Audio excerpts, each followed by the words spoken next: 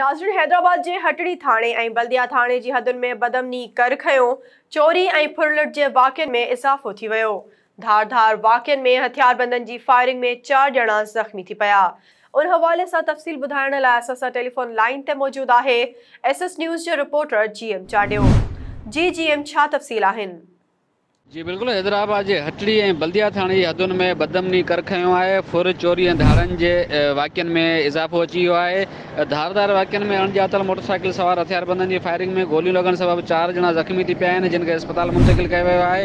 हटड़ी थाणे जी हद सवेरा CNG वटि पंजाब खां आयल मुसाफ़िरनि खां अणॼातल मोटरसाइकिलनि पारां फुर कई वई आहे। मज़ाम ते गोलियूं लॻण सबबि मुसाफ़िर ज़ख़्मी थिया आहिनि।